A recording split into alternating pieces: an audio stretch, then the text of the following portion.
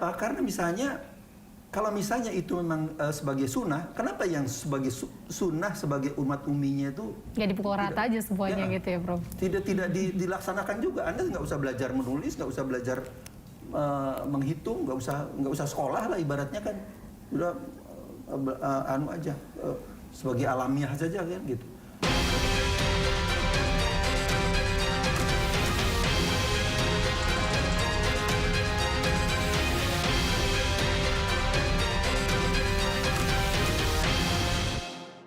Baik pemirsa, kita masih akan terus membahas lebih dalam ini dengan Prof. Tono terkait seperti apa sih sebenarnya pandangan yang menilai bahwa sebenarnya metode ruqyah ini itu kan tadi pandangan secara sunnah gitu sudah bisa ditinggalkan, karena sebenarnya di era modern seperti ini kita sudah bisa dengan kecanggihan teknologi yang ada nih menghitung secara fakta by data science gitu ya, Prof ya, dan sudah seyogyanya nih bisa bergeser sebenarnya metode ini.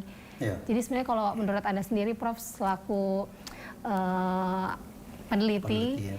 Seperti apa, Prof, terkait dengan pandangan seperti ini secara teologis nih, Prof? Baik, ya itu memang ada hadis yang bunyinya itu, lafaznya itu sumu liru'yatihi, berpuasalah kamu karena melihat hilal. Baik.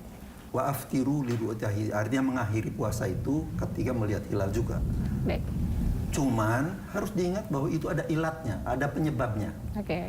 Penyebabnya adalah hadis lain. Inna, kata Nabi, inna ummatun ummiyatun. Kami adalah umat yang ummi. Lanak tubuh, kami tidak bisa menulis. Lanak sibu, kami tidak bisa menghisab, kita tidak bisa menghitung. Nah, sekarang kalau sumuli ru'yatihinya itu dianggap sunnah, mengapa menjadi ummi itu tidak sunnah juga? Ya toh? Iya. Jadi ini adalah apa itu hanya mencomot-comot yang untuk keperluan cari proyek itu sebetulnya kan gitu. Jadi sebenarnya penggunaan metode ruqyah tadi itu sebenarnya di era modern seperti saat ini tuh sudah tidak diperlukan. Sesuai begitu ya, Prof? Tidak ya? Sesuai. Karena apa? Karena misalnya kalau misalnya itu memang sebagai sunnah, kenapa yang sebagai sunnah sebagai umat umminya itu nggak dipukul rata aja semuanya gitu ya, Prof? Tidak dilaksanakan juga. Anda nggak usah belajar menulis, nggak usah belajar menghitung, nggak usah sekolah lah ibaratnya kan, udah anu aja sebagai alamiah saja kan gitu. Baik, itu kan sekarang kita berlomba-lomba jadi orang pintar kok, justru dianjurkan. Jadi Islam itu adalah sangat rasional. Bahwa kalau misalnya memang sekarang kita sudah bisa menghitung, bahkan saya bisa memprogram. Sebelum Anda datang tadi, saya menghitung 300 tahun gerhana total bulan selama 300 tahun. Sejak tahun 1800 sampai 2100. 300 tahun. Baik, Prof. Berarti dengan adanya bisa metode ini dihitung, lalu dengan kecanggihan teknologi saat ini, jika nih, Prof, seandainya ya sepenuhnya Indonesia nanti menerapkan menggunakan arah kiblatnya adalah kalender global nih, Prof. Tantangan terbesar itu transisi dengan penerapan kalender global ini yang akan dihadapi oleh Kementerian Agama sendiri dan juga masyarakat awam itu seperti apa, Prof? Kalau dari pandangan Anda, pendapat Anda seperti apa? Memang ini adalah merubah kultur itu yang paling susah memang kan gitu.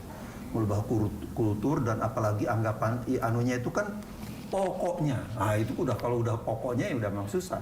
Tapi kan mau tidak mau ini harus terus disuarakan, digaungkan kan, dididik kan. Masyarakat itu harus dididik, jadi umat itu harus dididik. Jadi menurut saya ini pekerjaan berat. Persoalannya memang orang yang berjuang seperti saya mungkin tidak banyak juga kan gitu. Nah, saya mengajak, mari para ilmuwan dan para yang mau bergabung gitu ya, mau menyuarakan. Karena ini kita harus melek begitu ya. Sebenarnya hal ini bagaimana orang Amerika, Eropa, Cina, Rusia meninggalkan visibilitas bintang navigasi supaya dengan teknologi dengan lebih mudah, kita malah cari yang lebih susah itu. Balik lagi ke tradisi. Padahal realitanya kita juga belajar terkait itu tadi. Baik, Prof. Sebenarnya agak blunder ya, Prof. Nah, Prof, kita boleh nggak bahas sedikit nih, Prof, kita membedah sedikit terkait dengan spesifik Lebaran tahun ini nih, Prof, di tahun 2026. 1447 Hijriah berdasarkan perhitungan astronomis, Prof. Iya. Ini yang Anda pegang saat ini bagaimana nih posisi matematisnya, Prof? Bisa dijelaskan, Prof, posisi matematis hilalnya? Saya harus lihat datanya di sini, tapi Baik. kalau misalnya secara kasar, kalau boleh dijelaskan secara kasar aja, gini. Iya. Pada 19 Maret yang akan datang, itu posisi hilal itu sangat rendah. Baik. Jadi memang konjungsinya memang sebelum maghrib. Jadi artinya hilal itu sudah masih di atas ufuk. Ya. Tanggal 19 Maret nanti, Maret, Prof. ya, 19 Maret. Cuman persoalannya di seluruh wilayah Indonesia itu mungkin ketinggiannya, ya kalau mau saya harus lihat datanya ya. Tapi intinya adalah sangat rendah, lebih rendah dari kriteria 3 derajat dan 6,4 derajat yang dianukan oleh elongasi Mabims, tadi ya, Mabims. itu.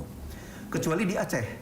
Di Aceh itu kriteria ketinggiannya terpenuhi lebih dari 3 derajat, tapi elongasinya itu kurang dari 6,4 derajat. Elongasinya. Derajatnya lebih tinggi, namun elongasinya lebih rendah. Kurang, ya. Padahal sebetulnya Mabims itu kan pokoknya 2 kriteria itu tidak bisa ditawar. Harusnya seperti itu, pokoknya Ya, 3 derajat dan juga elongasi 6,4. Minimum itu. Oke. Jadi kalau Kemenag konsisten dengan kriterianya Mabim, mereka akan istimewa lagi. Istimewa lagi. Istimewa lagi. Oke. Nah, tapi menurut perhitungan hisab, tanggal 20 Maret itu sudah 1 Syawal begitu ya. 1 Prof, Syawal. ya. Artinya gitu, apalagi ini sudah lebih bagus jauh lebih bagus daripada awal Ramadan kan. Awal Ramadan itu kan di bawah ufuk. Baik. Kalau ini kan sudah di atas ufuk. Berarti bisa dikatakan besar kemungkinan nih kalau kita parameternya secara Mabims itu akan jatuh pada tanggal 21. Betul. Kalau Kemenag sangat strict dengan kriterianya. Kriteria Tapi 3 derajat kira-kira tadi 2 itu ya. tahun yang lalu, saya agak lupa ya, 2 tahun yang lalu barangkali. Pernah gitu. kita sama-sama begitu ya, Prof? Ya, Pernah sama-sama itu. Akhirnya Kemenag menetapkan pokoknya di Aceh itu bisa kelihatan gitu loh. Oke. Padahal itu sebetulnya dari kriteria masih kurang. Masih kurang kalau acuannya tadi Ya, kriteria artinya yang itu- ditentukan pada saat itu ya. Malah ada rumor ya, itu kemudian dikirimkan peruqyat dari Jawa Timur katanya Oke. untuk bersaksi melihat hilal. Padahal orang-orang Aceh sendiri tidak melihat Tidak hilal. melihat. Iya. Jadi itu saya tidak tahu persisnya, tapi rumornya yang terjadi seperti itu. Jadi ini juga nggak tahu kalau kira-kiranya Kemenag sangat strict dengan kriterianya, ya mereka akan berbeda lagi. Ya, Prof. Ini kalau dari sudut pandang Anda dan hitungan Anda, Prof, penentuan menjelang sidang isbat nanti, ini secara teknik dan juga metrik nih, Prof, berapa angka tepat derajat ketinggiannya dan juga elongasinya, bisa dijelaskan nggak, Prof? Ya, saya harus Boleh. ya. Iya, Karena silakan datanya lihat tidak ada di sini. datanya. Atau mungkin dari, boleh yang tadi Prof sebutkan dari sisi Aceh gitu ya, paling barat Indonesia. Iya, iya. Nah, pada 19 Maret 2026 yang akan datang, di Banda Aceh itu, ya artinya kita mengambil yang paling paling barat, karena paling barat itu kan paling besar. Iya. Itu ketinggian bulan itu 2 derajat 59 menit. 16 Maret tuh, Prof. 19 19 Maret. 19 Maret. 2 derajat 59 menit. Berarti kurang dari juga ini, kurang dari 3 derajat juga ini. Kemudian elongasinya Ya. 5 derajat 23 menit. Nah, padahal syaratnya Mabims itu kan 3 derajat dan 6,4 derajat. Iya. Jadi sebetulnya kalau di Banda Aceh tidak terpenuhi, pasti ke timur pasti lebih rendah. Pasti lebih rendah lagi. Yang paling barat aja tidak terpenuhi begitu ya, Prof. Paling barat aja tidak terpenuhi kan. Jadi itu seharusnya kalau Kemenag konsisten dengan kriteria Mabimsnya, mereka akan melakukannya 21 Syawalnya 21 Maret. 21 Maret, 1 Syawalnya. Kalau konsisten dengan kriteria. kriteria Mabims itu tadi ya, Prof ya. Berarti Dan kalau saya sudah 20 Maret sudah pastikan itu. sudah pastikan. Oke. Nih, Prof, jika berarti nih, Prof, kalau dari hitung-hitungan Anda kan sudah jelas pasti tanggal 20 penentuannya. Iya. Namun jika Kemenak ini kekeh gitu ya dengan kriterianya yang Mabim Strak kan, padahal notabene kalau dari hitungan ini kan jauh di bawah gitu ya Prof, Iya, jauh lebih rendah. iya. Pasti titik yang paling logis gitu untuk penentuan 1 Syawal adalah di tanggal 21 gitu ya Prof. Bisa dikatakan seperti itu. Kalau bagi Kemenag ya. Bagi Kemenag. Ya. Kalau acuannya tapi itu kriteria lagi Mabim hitung tadi. dulu. Iya. Baik. Karena Prof. hilal sudah besar loh sebetulnya.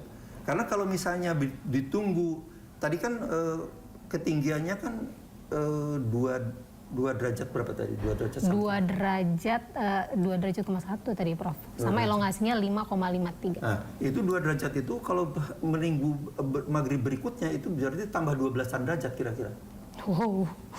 Tambah 12 derajat. 12 24 jam derajat, itu oke. 12 derajat. Ya. Iya, kira-kira lah itu Kira-kira ya. seperti itu. Mantap.